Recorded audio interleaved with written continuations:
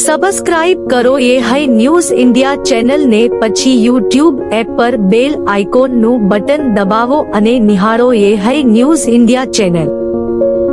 Audio Jungle.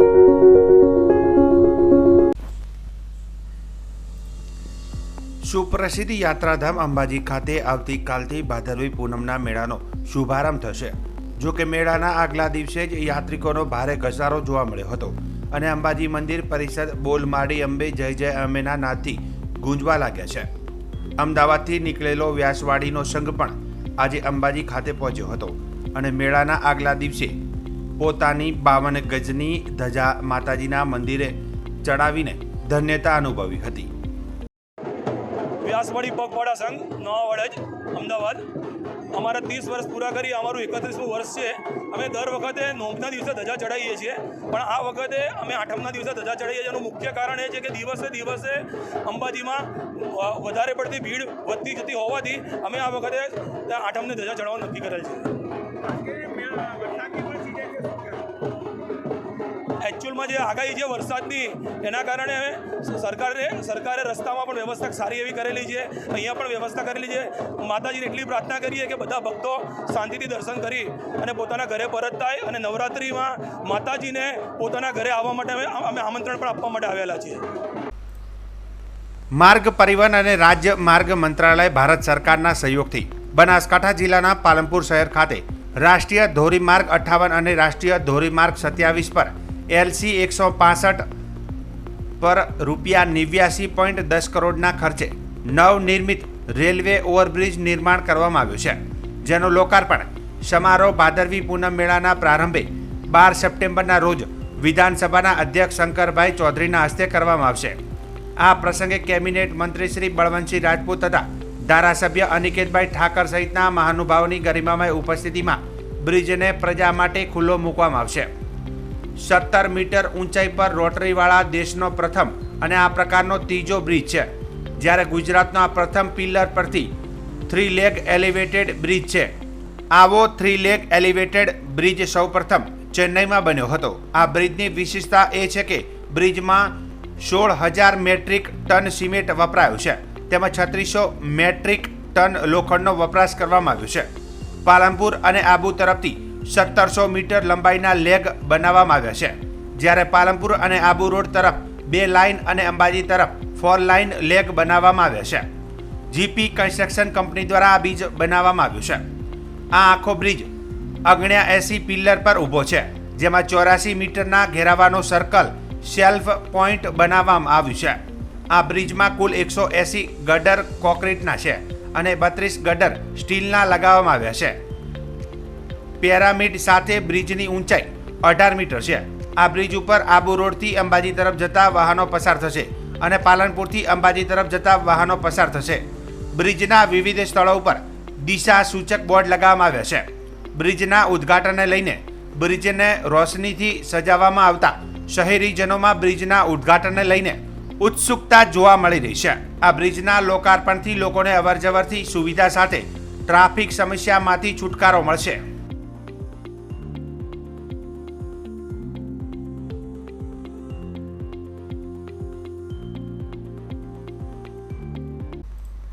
Banaskantha જિલ્લાના થરાદ નગરમાં પાણીના ટાંકાથી કેનાલ સુધી બની રહેલા નવીન હાઈવેને લઈને લોકો ત્રાહિમામ પોકારી ઉઠ્યા છે. છેલ્લા 2 વર્ષથી ચાલી રહેલા કામગીરીના કારણે ભારે હાલાકી લોકો ભોગવી રહ્યા છે. ઠેર ઠેર ખાડાઓના કારણે વાહન ચાલકો અને રાહદારીઓ સહિત હવે તો પશુઓ પણ હાલાકી ભોગવી રહ્યા છે.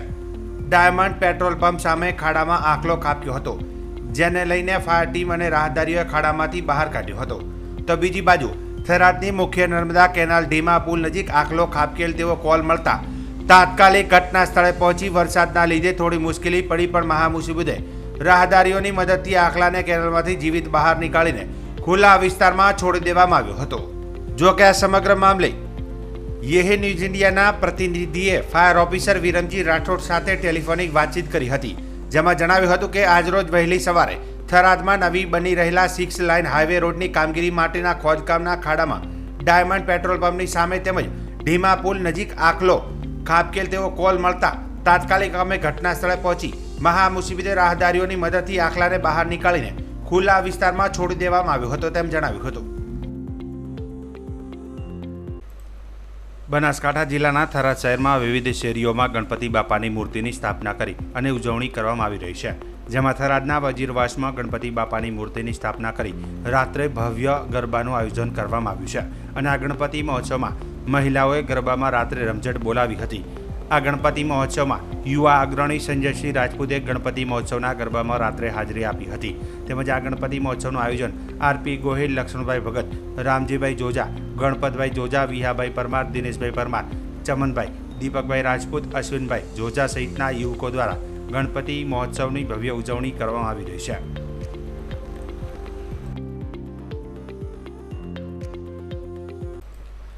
બનાસકાંઠાના ધાનેરામાં ટૂંકા ગાળા વિરામ બાદ સવારે ધોધમાર વરસાદ થયો હતો. બનાસકાંઠા જિલ્લાના ધાનેરા શહેરમાં 3 કલાકમાં 3 ઇંચ જેટલો વરસાદ વરસતા ધાનેરા શહેરના રસ્તાઓ તેમજ હાઈવે પર પાણીમાં ગરકાવ થઈ ગયા હતા. ધાનેરાના તુલસીનગર માર્કેટયાર્ડની દુકાનો આગળ પાણી ભરાઈ જતા વેપારીઓ મુશ્કેલીમાં મુકાયા હતા.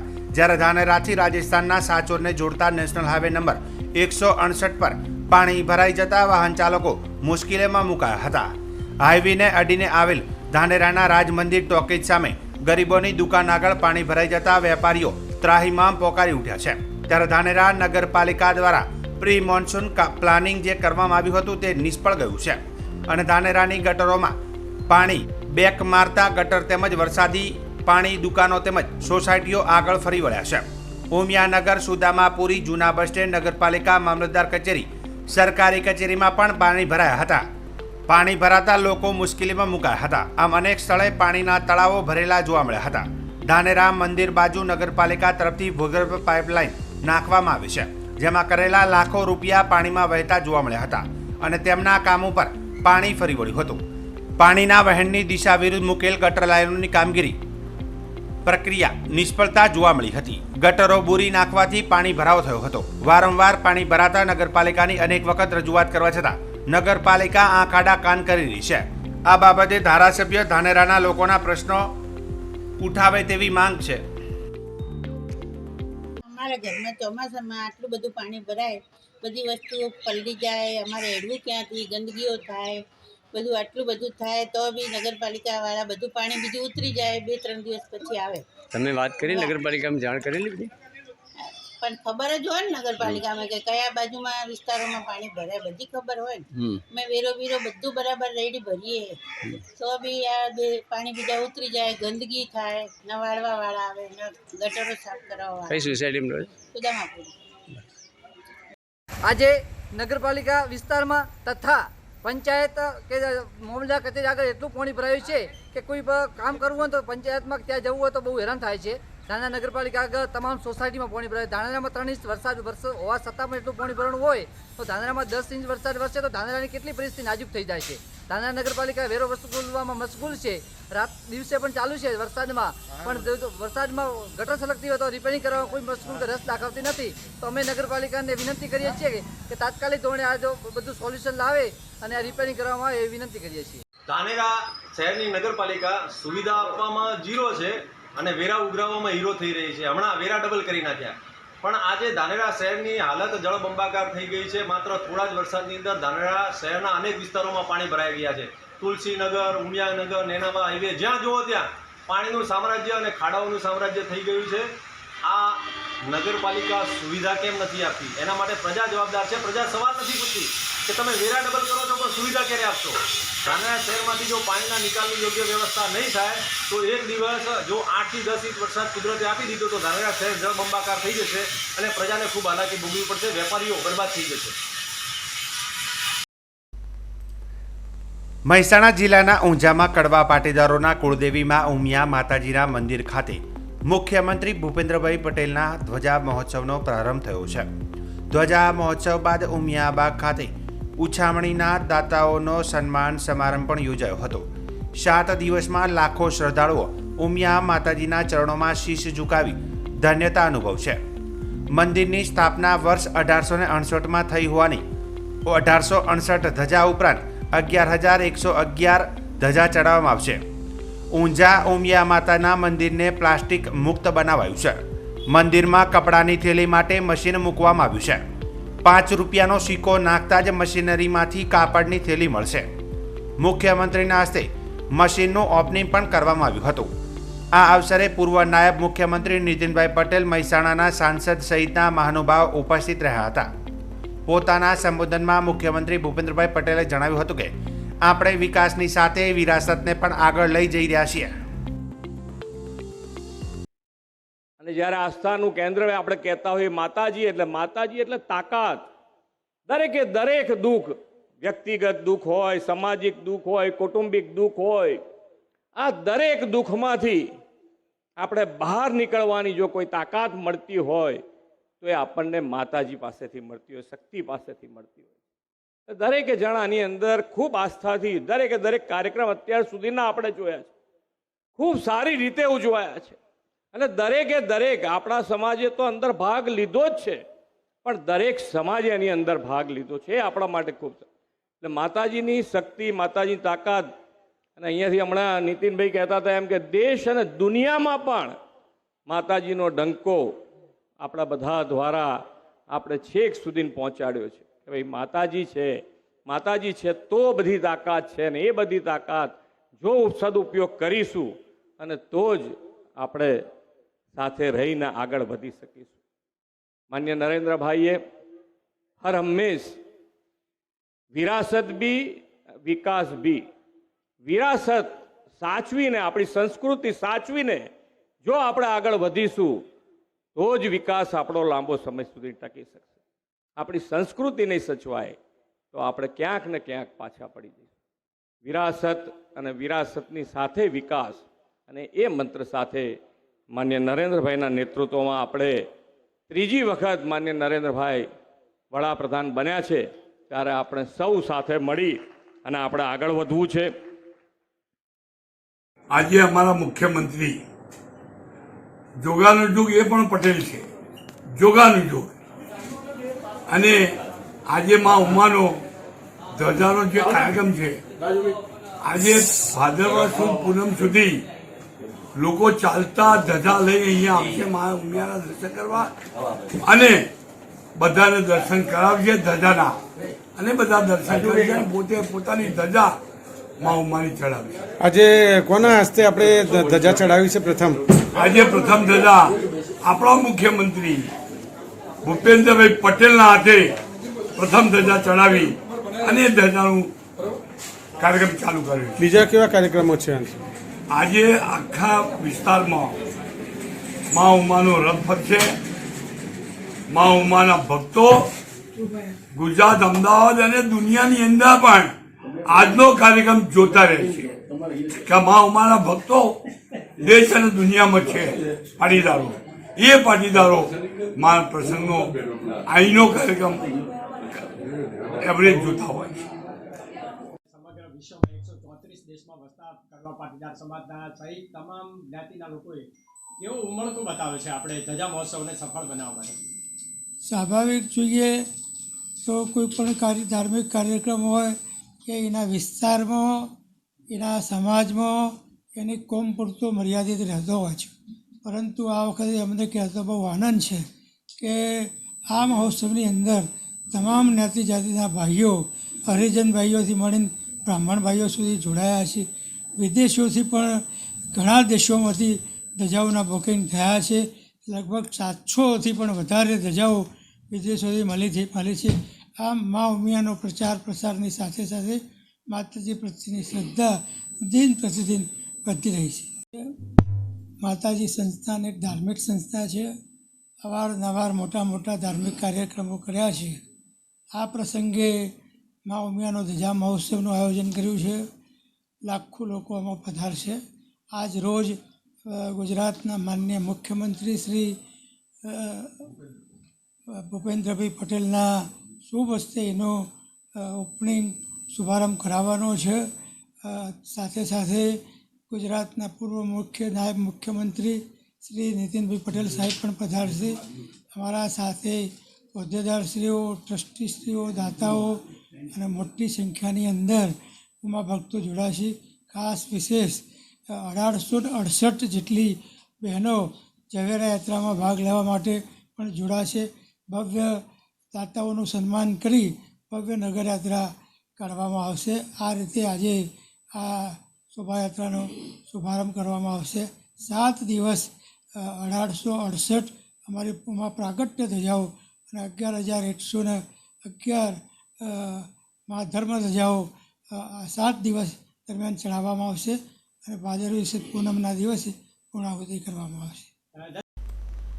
અરવલ્લી જિલ્લામાં પદયાત્રિકોની સુરક્ષા અંગે તંત્ર દ્વારા જેકેટ વિતરણ કરવામાં આવ્યા છે. ગઈકાલે પદયાત્રિકોને અકસ્માત નડ્યો હતો, જેમાં 3 પદયાત્રીઓને ઈજાગ્રસ્ત થયા હતા. આથી પદયાત્રીઓની સુરક્ષાને ધ્યાનમાં રાખી અરવલ્લી જિલ્લા વહીવટી તંત્ર, પોલીસ વિભાગ અને આરટીઓ વિભાગ દ્વારા જરૂરી કામગીરી કરવામાં આવી રહી છે. જિલ્લા વહીવટી તંત્ર દ્વારા આરટીઓ કચેરી ખાતે શરૂ કરાયેલા વિસામા સ્થળે પદયાત્રિકોને રિફ્લેક્ટર જેકેટ્સ જિલ્લા કલેક્ટરના હસ્તે વિતરણ કરાયા હતા. આ સાથે શામળાજી સુધીના માર્ગને પદયાત્રિકો માટે સુરક્ષિત કરવામાં આવ્યો છે. ખાતે આરટીઓ કચેરીને બહાર પદપાળા યાત્રીઓ જે અંબાજીના દર્શન માટે જઈ રહ્યા છે, ભાદરવી પૂનમના મેળામાં સહભાગી બનવા માટે, એના માટે સેવા કેમ્પ વિસામોનું પણ સુંદર આયોજન કરવામાં આવે છે અને સાથે સાથ ટ્રાફિકની અવેરનેસ અને જે શ્રદ્ધાળુઓ યાત્રિકો જે જઈ રહ્યા છે એમને કોઈ અકસ્માત નહીં નડે અને સલામતીથી ત્યાં પહોંચે રોડના રસ્તાથી, એના માટે રિફ્લેક્ટર વ્હીકલ્સ પણ લગાડવામાં આવી રહ્યા છે અને એમને આ રિફ્લેક્ટર જેકેટ્સ પણ આપવામાં આવી છે, જેને ખાસ કરીને રાત્રે પણ પગપાળા યાત્રીઓ જે છે આ સફર કરતા હોય છે તો એ દેખાઈ જાય અને ખાસ સલામતી ઉપર જે સરકારના એમાં ઉદ્દેશ્ય છે કે સરકાર એમની જે શ્રદ્ધા સાથે સાથે વહીવટીતંત્ર તરફથી જે એમની સલામતીની જવાબદારી છે એ પૂરી થાય, એના માટે હું અમારી અરવલ્લી જિલ્લાની આરટીઓ કચેરીને ખૂબ ખૂબ અભિનંદન આપું છું. ખૂબ સુંદર કામગીરી, સરસ આયોજન એ લોકોએ કર્યું છે અને યાત્રિકો સાથે પણ અમે વાતચીત કરી કે એમને પણ કોઈ હજુ કોઈ સુધારા એમાં લાગતું હોય કે એમાં કોઈ તકલીફ એમને રસ્તામાં પડતી હોય તો સંતોષ સાથે અમે જણાવીએ છીએ કે એમના ખૂબ સારું ફીડબેક મળ્યું છે સફાઈના લીધે પણ અને સલામતીના લીધે. હજુ જે યાત્રિકો માટે કોઈ સારું આયોજન માટે અગર એમનું કોઈ સૂચન હોય તો અમે એના માટે તત્પર છીએ અને જે અંબે સાથે અમે એમને આગળ માટે શુભેચ્છા આપીએ છીએ. ભરૂચમાં ગોકુલનગરમાં ગત રાત્રે 2 કોમ વચ્ચે તંગદિલી સર્જાતા પોલીસે ગણતરીના સમયમાં જ પરિસ્થિતિ કાબૂમાં લીધી હતી. પથ્થરમારાની ઘટનામાં વાહનોને પણ નુકસાન થયું છે તેમજ કેટલાક લોકો ઈજાગ્રસ્ત પણ થયા છે. જોકે પોલીસ અશાંતિ ફેલાવનારા 10થી વધુની રાત્રે જ અટકાયત કરી હતી અને ગુનો પણ દાખલ કરવામાં આવ્યો છે. પોલીસે ઘટનાના સીસીટીવી ચેક કરી હુમલો કરનારાઓને ઘરમાંથી શોધીને ડિટેન કર્યા હતા તેમજ પોલીસનું કોમ્બિંગ પણ કરવામાં આવ્યું હતું. જિલ્લા પોલીસ અધિક્ષક મયુરસિંહ ચાવડાએ જણાવ્યું હતું કે ઘટનામાં ખોટી અફવાઓથી લોકોએ દૂર રહેવા અને ફોટા કે મેસેજ ફોરવર્ડ કરશે તો પણ પોલીસ કાયદેસરની કાર્યવાહી કરશે તેમ જણાવ્યું હતું. ભરૂચ શહેર બી ડિવિઝનમાં અત્યારે સાંજના લગભગ 10:30-11 વાગ્યાની આસપાસ એક મેસેજ મળ્યો પોલીસ કંટ્રોલ રૂમમાં કે 2 ટોળા ભેગા થઈ ગયા છે 2 કોમના અલગ અલગ જગ્યાએ અને વિષય જે આવ્યો એ ઝંડા લગાવવા બાબતનો વિષય ધ્યાન ઉપર આવ્યો હતો. કંટ્રોલમાં મેસેજ આવતા તાત્કાલિક બી ડિવિઝન પોલીસ અને એલસીબી, એસઓજી, ડીવાયએસપી સહિતના તમામ પોલીસ ફોર્સ આ જગ્યા ઉપર આવી ગઈ. આ જગ્યા ઉપર પહેલાં ટોળાને વિખેરવામાં આવ્યા. હાલ શાંતિ છે. અહીંયા ગુનો દાખલ કરવાની પ્રક્રિયા ચાલુ છે. જે બનાવે આ ગુનો બની રહ્યો છે એ સંદર્ભે હાલ કાર્યવાહી પોલીસ સ્ટેશનમાં ચાલુ છે. જે લોકો વિરુદ્ધ આક્ષેપ થયા છે તમામને ડિટેન કરવામાં આવ્યા છે. એ દરેકના શું રોલ્સ છે, દરેકની શું જવાબદારી છે અને જે રેકોર્ડિંગ અમને સીસીટીવી કે વિડીયો મારફતે મળી રહ્યા છે એના આધારે ગુનો દાખલ કરીને આગળની કાર્યવાહી ભરૂચ પોલીસ કરી રહી છે. હાલ અહીંયા માહોલમાં શાંતિ છે. તમામ લોકોને વિનંતી છે કે કોઈ પણ જગ્યાએ કોઈ પણ ઉશ્કેરણીજનક કોઈ ભડકાવે એમાં ભડકાવવું નહીં અને કોઈ પણ વિષય ધ્યાન ઉપર આવે તો પોલીસને તાત્કાલિક જાણ કરવી. ગુજરાતના ઉદ્યોગોના વિકાસ માટે ઉદ્યોગોના હિતમાં ઘણા ઐતિહાસિક નિર્ણય લેવામાં આવ્યા છે. વીઆઈએ સહિતના ઇન્ડસ્ટ્રી એસોસિએશન તરફથી મળેલી રજૂઆતને ધ્યાને લઈ એમએસએમઈ ઉદ્યોગ વૈશ્વિક બજારમાં ટકી રહી શકે અને આંતરરાષ્ટ્રીય વાણિજ્ય કક્ષાએ ઝડપથી પ્રગતિ કરી શકે તે માટે તેમણે એમએસએમઈ એકમો માટે વીજ મર્યાદા 100 કિલોવોટથી વધારી 150 કિલોવોટ સુધી કરી ફરી એકવાર ઉદ્યોગો અને તેમાં પણ ખાસ કરીને એમએસએમઈ એકમોને તેમનો મહત્વપૂર્ણ ટેકો દર્શાવ્યો છે, જેથી એમએસએમઈ ઉદ્યોગોને ફાયદો થશે. અને દુનિયાના MSME ઉદ્યોગો સાથે હરણફાળ આગળ વધશે. ખાસ કરીને MSME એકમો નાની જમીન અથવા શેડ ઉપર કાર્યરત હોય છે, જ્યાં તેમની પાસે અત્યાર સુધી LT માટે 100 કિલોવોટ વીજળીથી વધારે વાપરવાનો અધિકાર ન હતો. તેના કારણે MSME ઉદ્યોગોને પોતાના એકમોમાં વધારાનું પ્રોડક્શન અને એક્સપેન્સિસ માટે વધુ વીજળીના લોડની જરૂર પડતી અને MSME ઉદ્યોગોની વર્ષોની માંગ હતી કે આ માટે LT ધારકોને 100 કિલોવોટથી વધારે HT કનેક્શનમાં જવું પડતું અને તેમને નવું ટ્રાન્સફોર્મર લેવું અને તે માટે જગ્યા ફાળવણી જેવી આર્થિક ભારણ આવતું. હવે જ્યારે LT કનેક્શનમાં 100 કિલોવોટથી 150 કિલોવોટ સુધીનો વધારો કરવા માટેનું જે જાહેરનામું બહાર પાડવામાં આવ્યું છે, તે MSME ઉદ્યોગોના વિકાસ માટે એક દૂરદર્શી પગલું સાબિત થશે. કેન્દ્ર સરકાર દ્વારા એક જાહેરનામું બહાર પાડવામાં આવેલું હતું. એ જાહેરનામાના અંતર્ગત ગુજરાત સરકારે 100 kVA LTમાંથી 150 kVA LTમાં જે વધારો કરેલો છે, એના માટે આપના ગુજરાત સરકારના મુખ્યમંત્રી ભૂપેન્દ્રભાઈ પટેલ સાહેબનું વિઝન અને અમારા માર્ગદર્શક આપી ઇન્ડસ્ટ્રીઝ એસોસિએશન સાથે જોડાયેલા માનનીય નાના ઉર્જા પેટ્રોકેમિકલ કેબિનેટ મંત્રી શ્રી કનુભાઈ દેસાઈ સાહેબનું વિઝન અને દરેકે દરેક ઇન્ડસ્ટ્રી એસોસિએશન, લઘુ ભારતીય ઉદ્યોગ અને દરેક ઝોનના ઇન્ડસ્ટ્રી એસોસિએશન દ્વારા જે વર્ષોથી માંગ હતી LT કનેક્શન 100 kVAમાંથી 150 kVA કરવા માટે, એ માંગનો 3 દિવસ પહેલાં જ જાહેરનામું બહાર પાડીને ગુજરાત સરકારે જે આખા દેશમાં પ્રથમ સરકાર એવી બની કે જેને જાહેરનામું બહાર પાડી અને MSME ઉદ્યોગોને જે વિઝનરી ફાયદો થવાનો છે.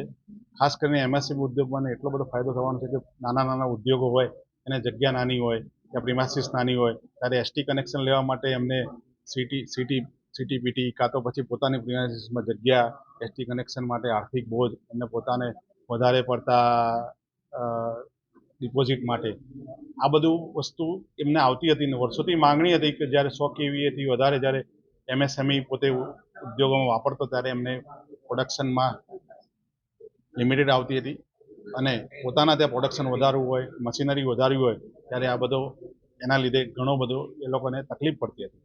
તો આજે 150 kVA LT કનેક્શન જ્યારે સરકારે અને આપણા નાના ઉર્જા પેટ્રોકેમિકલ મંત્રી શ્રી કનુભાઈ દેસાઈ સાહેબ દ્વારા જે એક આ પગલું ભરવામાં આવેલું છે, તો દરેકે દરેક ઇન્ડસ્ટ્રી એસોસિએશન એમનું સ્વાગત કરે છે.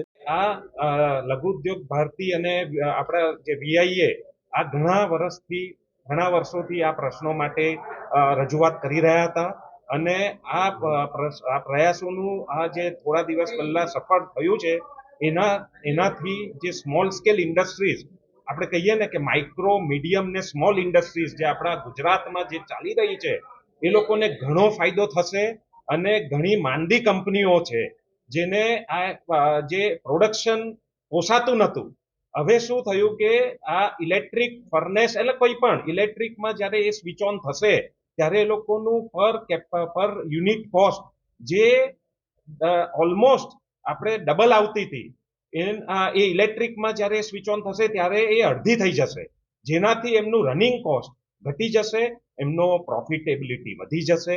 એટલે હું આ તમારા માધ્યમથી ખાલી એટલું જ કહેવા માંગીશ કે ઇન્ડસ્ટ્રીઝનું આ જે અત્યારે જે ડિસિઝન લેવાયું છે એ બદલ ગુજરાત ગવર્મેન્ટનો હું ખરેખર આભાર વ્યક્ત કરું છું. રાજકોટમાં 3 કરોડથી વધુની ઠગાઈમાં ફરાર 2 આરોપી સાગરિકોને ઝડપી લીધા છે.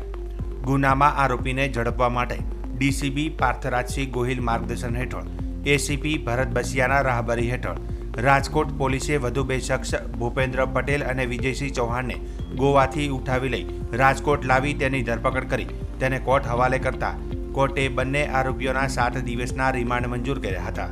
તો ઝડપાયેલ બંને શખ્સોએ આ ગુનામાં ખેડૂત તરીકે પોતાની ઓળખ આપી હતી. જમીન મકાનની ઓફિસ ધરાવતા જસ્મીનભાઈ ભાંડકની ફરિયાદ પરથી પોલીસે વિજય પ્રકાશ ઉર્ફે PP સ્વામી, જયકૃષ્ણ સ્વામી, માધવ પ્રિય સ્વામી, દેવપ્રકાશ સ્વામી, લાલજી બાવભાઈ ઢોલા, સુરેશ ઘોરી, ભૂપેન્દ્ર સનાભાઈ પટેલ, વિજયસિંહ આલુસિંહ ચૌહાણ સહિત સામેનો ગુનો નોંધી કાર્યવાહી હાથ ધરી હતી. તે દરમિયાન સુરત પોલીસે લાલજી ઢોલાની ધરપકડ કરતા રાજકોટ પોલીસે તેની પાસેથી કબજો મેળવી તેની ધરપકડ કરી તેને 4 દિવસના રિમાન્ડ મેળવી વધુ કાર્યવાહી કરી હતી. પોલીસે ફરાર સ્વામી સહિતના આરોપીઓનું પગેરું મેળવવા આરોપીઓની વધુ પૂછતાછની કાર્યવાહી હાથ ધરવામાં આવી રહી છે. સાહેબ, સ્વામી પ્રકરણ બાબતે 2 આરોપીની ધરપકડ કરી છે. આ બંને કોણ છે, શું નામ છે અને શું વિગત? ગત તારીખ 23/8/2024ના રોજ ભક્તિનગર પોલીસ સ્ટેશન ખાતે દાખલ થયેલા ફરિયાદ, જેમાં દહેગામ પાસે આવેલ લીંબ ગામની 510 વીઘા જમીનમાં ગૌશાળા તથા એક ભવ્ય મંદિર બનાવવાની લાલચ આપી ફરિયાદી પાસેથી 3,04,50,000ની છેતરપિંડી આ ગુનાના 8 આરોપીઓ કરેલ હતી. આ 8 આરોપીઓ પૈકી 2 આરોપી વિજયસિંહ આલુસિંહ ચૌહાણ તથા ભૂપેન્દ્રભાઈ સનાભાઈ પટેલ ને પકડવામાં રાજકોટ આર્થિક ગુના નિવારણ શાખાને સફળતા મળેલી છે.